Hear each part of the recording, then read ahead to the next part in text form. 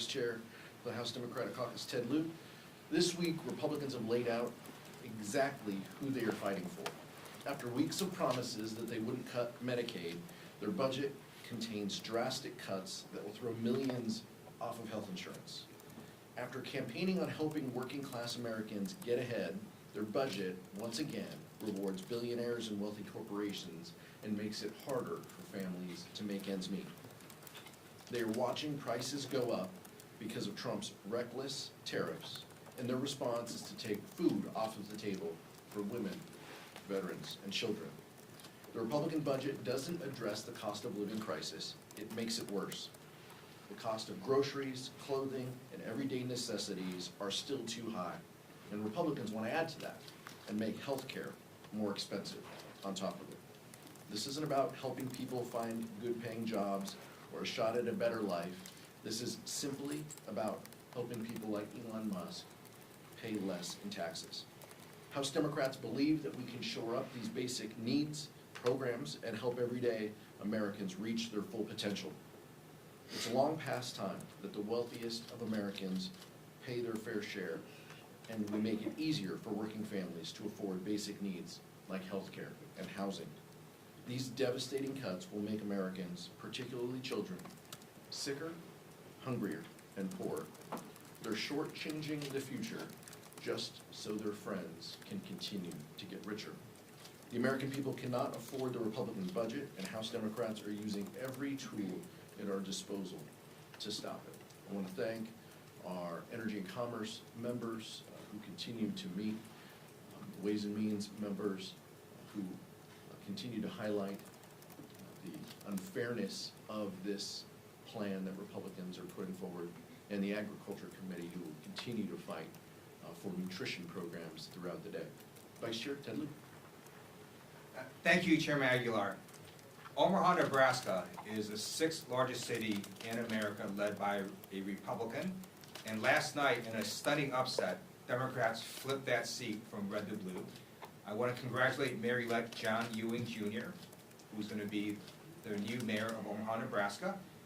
We also know that voters are very angry at Republicans who continue to enable Donald Trump's harmful policies, and the Republican mayor in this case aligned herself completely with Donald Trump, and the voters spoke out in Omaha, and now we have a Democratic mayor-elect. I also want to talk about now the Qatari luxury palace in the sky gift to Donald Trump. There is no such thing as a free palace in the sky. What do foreign countries want when they give massive amounts of money and other gifts to the president? Donald Trump should reject this gift of the luxury palace in the sky, Boeing 747, completely and righteously.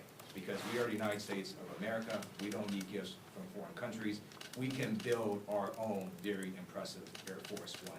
We don't need to fly a Qatari plane around as our Air Force One. That's also un-American.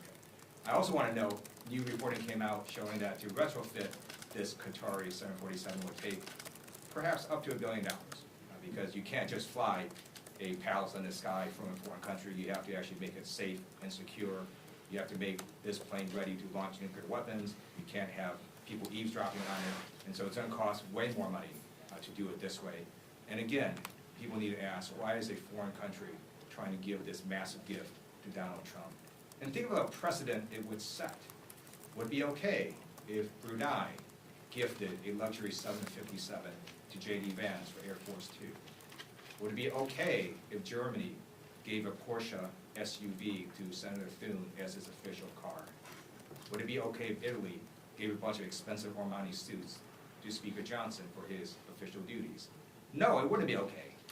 Also because the Constitution says you can't do this. It requires congressional approval for the president to accept a gift of this size. And we urge the Republicans in Congress to stand up, speak out, and call for a vote if Donald Trump were to accept this essential bribe from a foreign government. And then let me now conclude on Medicaid. We now know that the Republicans lied when they said that they weren't going to cut Medicaid.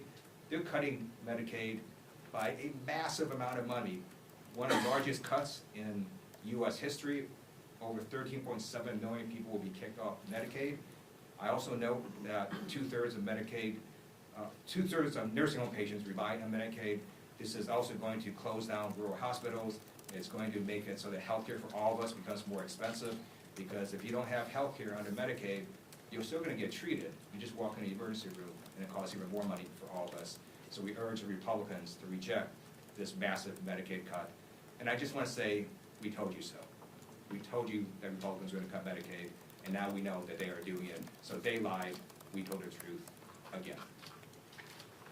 Questions? Nick? I understand leadership is going to vote to table Congressman Thanadar's impeachment resolution today. Does leadership also plan to do so with Congressman Al Green's impeachment resolution? Well, resolutions, in order to be, to force a vote, resolutions of privileged have to be ready, and the individual, the maker of the motion, has to go to the floor and ask for that. We will deal with what is being offered this week. I have said before from this podium that this is not the right approach we should be taking. We'll join members of the leadership team in voting to table that motion. Right now, our focus is on healthcare being stripped away from the American people.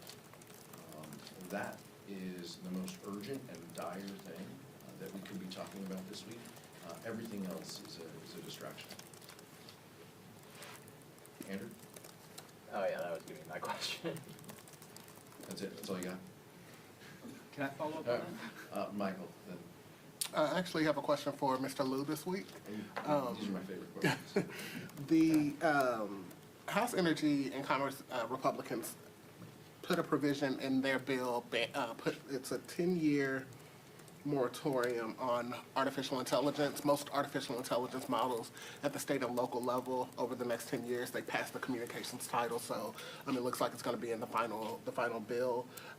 Given your role on the Artificial Intelligence Task Force last Congress and the interest that you have in this industry, what's your reaction to that particular provision? Do you think that it's helpful to prevent states and localities from regulating this industry? And what does it say that Congress hasn't really taken any meaningful steps to regulate artificial intelligence over these last few years? So thank you for your question. First of all, this has nothing to do with the budget, so I don't see how this survives the Senate, where I think the parliamentarian will rule it out of order. Just on the policy itself, I don't mind if we have federal preemption. We do have federal preemption in a number of areas in the law, but we can't preempt with nothing, right? There's no federal law or idea that we're preempting the states on. So it doesn't make much sense to me to basically preempt with nothing. I think we're gonna preempt, we should say, we wanna do X, Y, or Z at the federal level, and that's why you states cannot regulate in this area. I also know that 10 years is an awfully long time. If what Congress wants to say is, look, give us a year to figure this out, that might make more sense, but there's no reason to have a 10-year preemption with nothing in its place. Thank you. I just wanted to follow up on the Congressman Tanadar impeachment articles.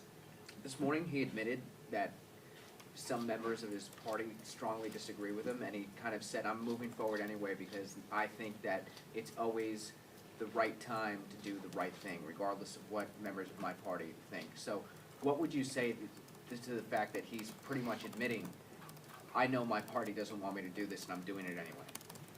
I'll keep the conversations I have with members, between members. Many of us have made our positions known. Like I said, this is such an impactful moment when our colleagues are locking themselves in a room for 24 hours to protect and defend health care for their constituents. We should be talking about uplifting that hard work. We shouldn't be talking about this proposal that is not right, and not timely. That's what is most important. Impeachment is a tool. Like I said before, this president is no stranger to impeachments. He's been impeached twice. Impeachment is a tool that can be used, but it takes weeks and months to do. Right now, the issue of the day is, will full Republicans stand up and support health care in this country for their constituents? That is a fundamental issue. Everything else is just a distraction. And we're seeing that play out in real time in the Energy and Commerce Committee, and we will see that again as this bill goes to the Rules Committee and comes to the House floor. That's what House Democrats are focused on fighting for. I understand, we've said before, it is a broad mosaic of opinions within the House Democratic Caucus that the Vice Chair and I get an opportunity to lead. But this is one that is a pretty easy call. Mike Johnson said this morning that he supports a ban on stock trading by members. Jeffries has said the same. Do you think that's something now that should be moved on very swiftly, now that there's agreement from both parties' leaders? This has been a bipartisan issue. Members on both sides of the aisle have talked about this. There's a lot of details behind it. I support a ban personally, but there's a lot of details that would need to be worked out. What is difficult for members to also comprehend is, yes, we believe that members shouldn't be trading. We don't believe that members should use any knowledge that they have in order to execute trades. Marjorie Taylor Greene and chairman of committees have recently engaged in some of this that is questionable. What is also questionable is the President of the United States being able to trade his likeness with meme coins, and he and his family profit to the tune of potentially hundreds of millions of dollars in order to continue this grift on the American public, and not just the American public, to be able to profit from people around the country. So I'm in favor of a ban, but let's not also lose sight that there are plenty of things in which we need to hold the executive to when it comes to conflicts of interest and trading as well. You spoke a bit about the Omaha win yesterday, and what are some things that, and Democrats have also done very well in a lot of special elections since the 2024 election, what are some things that these candidates are doing well that you think House Democrats should be incorporating as we move into the midterm cycle? And what do you think this is indicative of how the midterm cycle will go? I want the Vice Chair to speak to this too, because he pointed to it. But look, I think candidates across the country are talking about the issues. They're talking about providing a better quality of life and lowering the costs that people face. That is fundamentally what folks want to talk about. And in the case in Omaha, you have one candidate who's talking about social issues, and then you have another candidate talking about potholes. The person at the local level who talks about potholes is probably going to win. And so I think keeping your eye on the ball and making sure that you're focused on the needs of your constituents is the absolute most important thing that you can do. And I think that's what those successful candidates are doing. Thank you. Donald Trump is not popular. In fact, he's the least popular president in over 80 years at the 100-day mark. His policies are not popular. Some of them are also lawless. And when Republicans align themselves completely with Donald Trump, then the voters get angry and they're going to start taking them out in elections. And that's what happened. The Republican mayor was there, and she completely aligned herself with Donald Trump, and the voters removed her from office and installed a Democratic mayor who was going to work on issues such as what Chairman Aguilar said, fixing potholes and improving people's lives. Last question in the back. Thank you, sir. I wanted to ask your response to President Trump's executive order that he signed earlier that he said was aimed at cutting drug prices. If Republicans were serious about this issue, they would join with Democrats. They would have joined with Democrats when we lowered the cost of prescription drugs across this country. Right now, they and their friends are working to sue to unwind those efforts. That's unacceptable.